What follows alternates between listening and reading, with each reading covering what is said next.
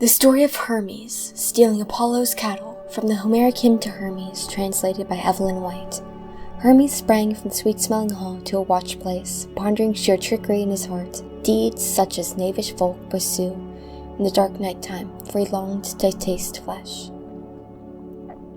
The sun was going down beneath earth towards Okeanos with his horses and chariot when Hermes came hurrying to the shadowy mountains of Piraea, where the divine cattle of the blessed gods had their steads, and grazed the pleasant, unmown meadows. Of these the son of Maia, the sharp-eyed slayer of Argos, then cut off from the herd 50 loud lowing kine, and drove them straggling wise across a sandy place, turning their hoof-prints aside.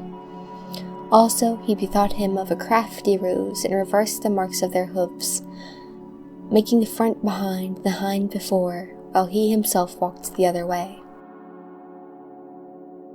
Then he wove sandals with wicker work by the sand of the sea, wonderful things unthought of, unimagined, for he mixed together tamarisk and myrtle twigs, fastening together an armful of their fresh young wood, and tied them, leaves and all, securely under his feet as light sandals.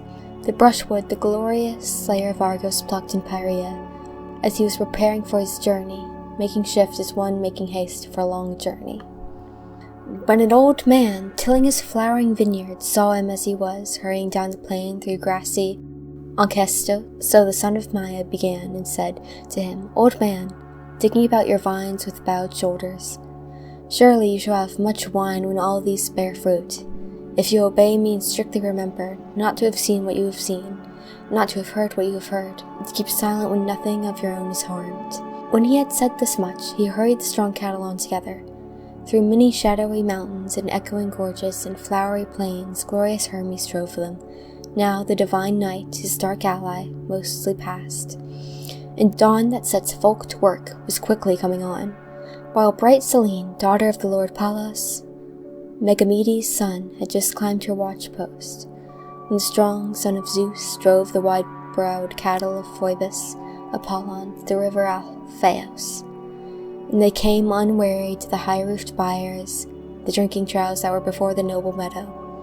Then, after he had well fed the loud bellowing cattle with fodder and driven them into the byre, close packed and chewing lotus, and began to seek the art of the fire, he chose a stout laurel branch and trimmed it with knife, held firmly in his hand, and the hot smoke rose up, for it was Hermes who was first invented sticks and fire. Next he took many dried sticks, piling them thick and plenty in a sunken trench, and flame began to glow, spreading afar the blast of fierce burning fire. And while the strength of glorious Hephaestus was beginning to kindle the fire, he dragged out 2 lowing horned cows close to the fire, for great strength was with him. He threw them both panting upon their backs on the ground, and rolled them on their sides, bending their necks over, and pierced their vital cord. Then he went on from task to task. First he cut up the rich, fatted meat, and pierced it with wooden spits, and a roasted flesh, and the honorable chine and paunch full of dark blood altogether. He laid them there upon the ground, and spread out the hides on a rugged rock, and so they are still there many ages afterwards, a long, long time after all this, and are continually. Next, glad-hearted Hermes dragged the rich meats he had prepared and put them on a smooth, flat stone, and divided them into 12 portions distributed by lot, making each portion wholly honorable. Then glorious Hermes longed for sacrificial meat, for the sweet savor wearied him, god though he was. Nevertheless, his proud heart was not prevailed upon to devour the flesh, although he greatly desired. But he put away the fat and all the flesh in the high-roofed byre, placing them high upon to be a token of his youthful theft. And after that he gathered dry sticks and utterly destroyed with fire all the hoofs and heads. And when the god had duly finished all, he threw his sandals into deep bedding Alphaeus, and quenched the embers, covering the black ashes of sand, and so spent the night while Selene, the moon's soft light, shone down. Then the god went straight back again at dawn to the bright crests of Kylene. No one met him on the long journey either of the blessed gods or mortal men, nor did any dog bark. And luck-bringing Hermes, the son of Zeus, passed edgeways through the keyhole of the hall like the autumn breeze. even as mist, straight through the cave he went and came, the rich in her chamber, walking softly, making no noise, as one might upon the floor. And glorious Hermes went hurriedly into his cradle, wrapping his swaddling clothes about his shoulder as though he were a feeble babe, and lay playing with the covering about his knees, but as his left hand he kept close his sweet lyre. But the god did not pass unseen by the goddess his mother, but she said to him, "How now, you rogue, whence come you back so at night time, you that wear shamelessness as a garment? Now I surely believe Apollon will soon have you forth, out of doors with unbreakable cords about your ribs, or you will live a rogue's life in the glens, roving by wiles. Go to, then, your father got you to be a great warrior to mortal men and deathless gods." Then Hermes answered her with crafty words, "Mother, why do you seek to frighten me like a feeble child whose heart knows few words of blame, a fearful babe that fears its mother's scolding? Nay, but I will try whatever plan is best, and so feed myself and you continually. We will not be content to remain here, as you bid, alone of all the gods, unfed with offerings and prayers. Better to live in fellowship with the deathless gods continually, rich, wealthy, and enjoying stories of grain, than to sit always in a gloomy cave. And as regards honor, I too will enter upon the privilege that Apollon is the god of cattle herders. If my father will not give it to me, I will seek, and I am able, to be a prince of robbers, and if Leto's most glorious son shall seek me out, I think another and a greater loss will befall him.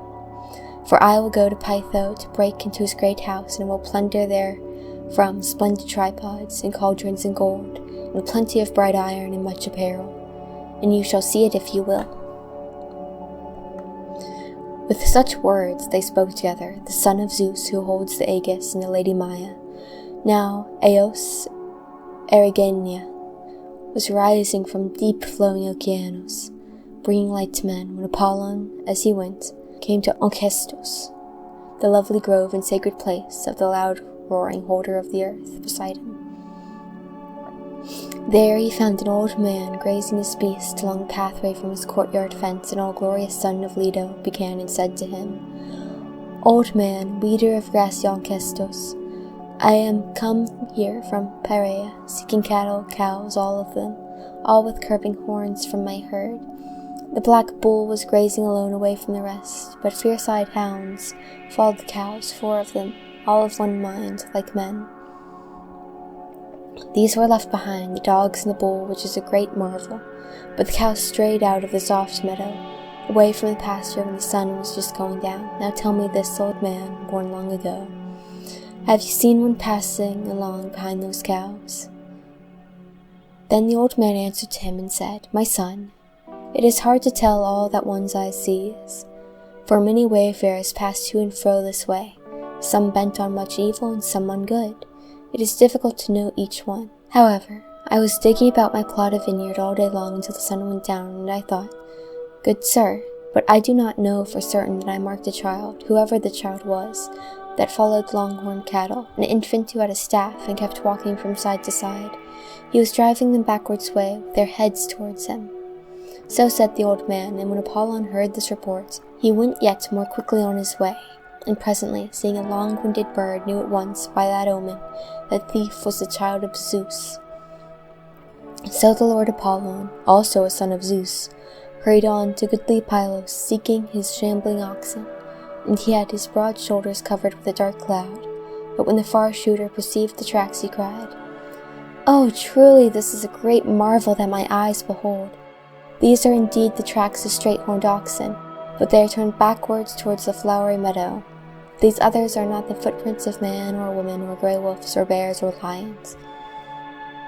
Nor do I think they are the tracks of a rough-named Kentauros, whoever it be, that with swift feet makes such monstrous footprints.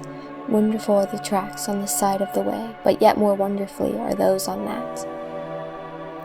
When he had so said, the lord Apollon, son of Zeus, hastened on and came to the forest-clad mountain of Cyllene. In the deep-shadowed cave in the rock where the divine nymph brought forth the child of Zeus, a sweet odor spread over the lovely hill, and many thin-shanked sheep were grazing on the grass. Then far-shooting Apollon himself stepped down in haste over the stone into the dusky cave.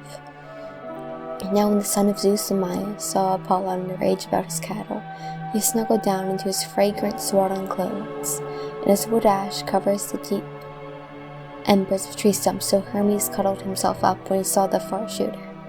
He squeezed head and hands and feet together in a small space, like a newborn child seeking sweet sleep, though in truth he was wide awake, and he kept his lyre under his armpit. But the son of Leto was aware and failed not to perceive the beautiful nymph Boreas and our dear son, albeit a little child, swathed so carefully, so craftily. He peered in every corner of the great dwelling, and taking a bright key, he opened 3 closets full of nectar and lovely ambrosia, and much gold and silver was stored in them, and many garments of the nymph, some purple and some silvery white, such as are kept in sacred houses of the blessed gods. Then, after Apollon had searched out the recesses of the great house, he spake to the glorious Hermes. O child, lying in the cradle, make haste and tell me of my cattle, or we too will soon fall out angrily, for I will take and cast you into dusty Tartarus, and awful hopeless darkness, and neither your mother nor your father shall free you, or bring you up again to the light, but you will wander under the earth, and be the leader amongst little folk. Then Hermes answered him with crafty words, Apollon, what harsh words are these you have spoken? Is it cattle of the field you are come here to seek? I have not seen them, I have not heard of them, no one has told me of them. I cannot give news of them nor win the reward for news. Am I like a cattle litter, a stalwart person? This is no task for me. Rather, I care for other things. I care for sleep, the milk of my mother's breasts, and wrappings around my shoulders and warm baths.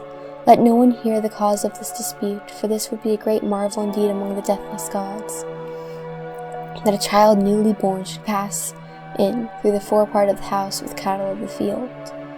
Herein you speak extravagantly. I was born yesterday, and my feet are soft, and the ground beneath is rough. Nevertheless, if you have it so, I will swear a great oath by my father's head, and vow that neither am I guilty myself, neither have I seen any other who stole your cows, whatever cows may be, for I know them only by hearsay. So then, said Hermes, shooting quick glances from his eyes, and he kept raising his brows and looking this way and that, whistling long and listening to Apollo's story as to an idle tale. But far working Apollon laughed softly, and said to him, O rogue, deceiver, crafty in heart, you talk so innocently, I most surely believe that you have broken to many a well-built house, and stripped more than one poor wretch bare this night, gathering his goods together all over the house without noise. You will plague many a lonely herdsman in mountain glades, when you come on herds and thick-fleeced sheep, and have a hankering after flesh. But come now, if you would not sleep your last and latest sleep, get out of your cradle, you comrade of dark night. Surely hereafter this shall be your title amongst the deathless gods, to be called the Prince of Robbers continually.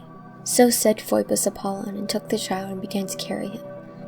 But at that moment strong Hermes had his plan, and while Apollon held him in his hands, sent forth an omen, a hard-worked belly serf, a rude messenger, and sneezed directly after, and when Apollon heard it, he dropped glorious Hermes out of his hands onto the ground. Then setting down before him, though he was eager to go on his way, he spoke mockingly to Hermes. Fear not, little swaddling baby, son of Zeus and Maya. I shall find the strong cattle presently by these omens, and you shall lead the way. When Apollon had so said, Hermes of Mount Cyllene sprang up quickly, starting in haste. With both hands he pushed up to his ears the covering that he had wrapped about his shoulders, and said, Where are you carrying me, far worker, hastiest of all gods? Is it because of your cattle that you are so angry and harass me? Oh dear, would that all the sort of oxen might perish, for it is not I who stole your cows, nor did I see another steal them, whatever cows may be. And of that I have heard only report. Nay, give right and take it before Zeus. So Hermes the shepherd and Leto's glorious son kept stubbornly disputing each article of their quarrel. Apollon, speaking truly, not fairly, sought to seize glorious Hermes because of the cows, but he, Hermes, tried to deceive the lord of the silver bow, Apollo, with tricks and cunning words. But when though he had many wiles, He found the other had as many shifts. He began to walk across the sand, himself in front, while the son of Zeus and Leto came behind. Soon they came, these lovely children of Zeus, to the top of fragrant Olympus, to their father Zeus, who were there where the scales of judgment set for them both. There was an assembly on snowy Olympus, and the immortals who perish not were gathering after the hour of the gold-throned Eos. Then Hermes and Apollo, the silver bow, stood at the knees of Zeus. And Zeus, who thunders on high, spoke to his glorious son and asked him, Apollon, whence come you, driving this great spoil? A child newborn that has the look of a herald. This is a weighty matter that has come before the council of the gods. Then the Lord, far-working Apollon, answered him, O my father, you shall soon hear no trifling tale, though you reproach me that I alone am fond of spoil. Here is a child, a burgling robber, whom I found after a long journey in the hills of Kylene. For my part, I have never seen one so pert either among the gods or all men that catch folk unawares throughout the world. He stole away my cows from their meadow and drove them off in the evening, along the shore of the loud roaring sea, making straight for Pylos. There were double tracks, and wonderful they were, such as one might marvel at, the doing of a clever sprite.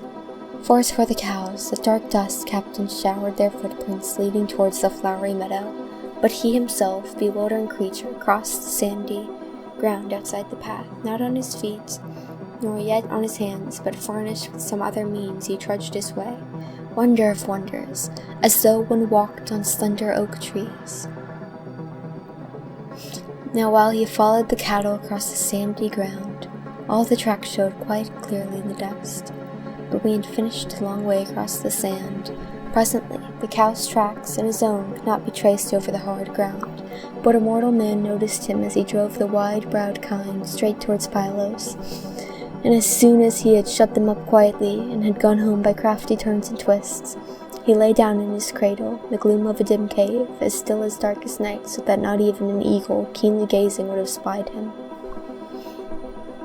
Much he rubbed his eyes with his hands, as he preferred falsehood, and himself straightway said roundly, I have not seen them, I have not heard of them, no man has told me of them, I could not tell you of them, nor win the reward of telling.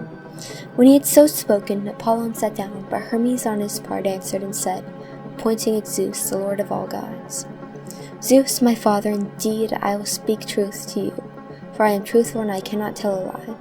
He came to our house today, looking for shambling cows, as the sun was newly rising. He brought no witnesses with him, nor any of the blessed gods who had seen the theft, but with great violence ordered me to confess, threatening much to throw me into wide Tartarus.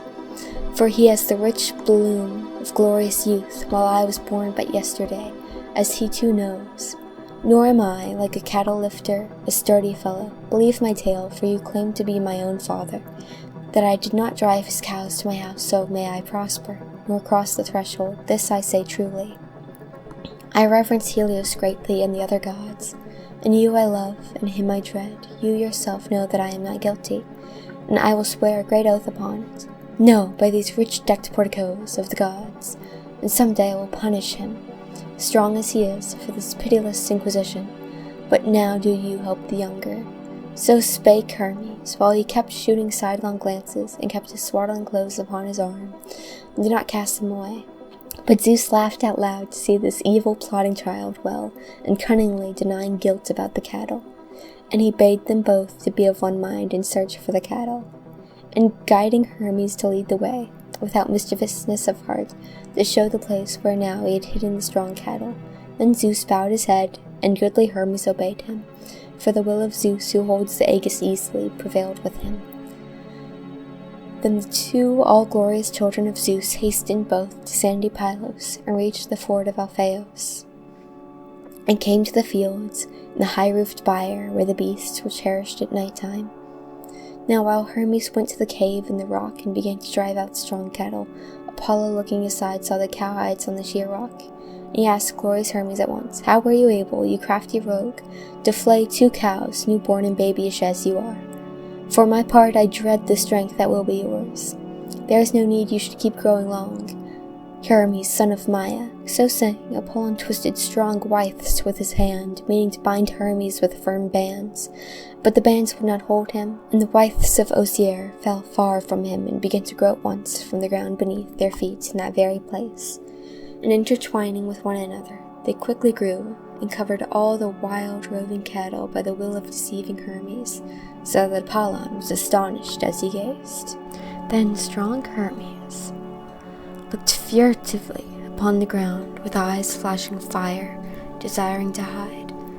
Very easily he softened the son of all glorious Leto as he would, stern though the far shooter was. He took the lyre upon his left arm, and tried each string in turn with a key, so that it sounded awesomely at his touch. And so Phoebus Apollon laughed for joy, for the sweet throb of the marvelous music went to his heart, and a soft longing took hold on his soul as he listened. Then the son of Maia, harping sweetly upon his lyre, took courage and stood at the left hand of Phoebus Apollon, and soon, while he played shrilly on his lyre, he lifted up his voice and sang, and lovely was the sound of his voice that followed. He sang the story of the deathless gods and of the dark earth, how at first they came to be, and how each one received his portion. First among the gods he honored Mnemosyne, mother of the Mosai, in his song, for the son of Maia was of her following, and next the goodly son of Zeus hymned the rest of the immortals according to their order and age, and told how each was born, mentioning all in order as he struck the lyre upon his arm. But Apollon was seized with a longing, not to be allayed, and he opened his mouth and spoke winged words to Hermes. O slayer of oxen, trickster, busy one, comrade of the feast, this song of yours is worth 50 cows, and I believe that presently we shall settle our quarrel peacefully.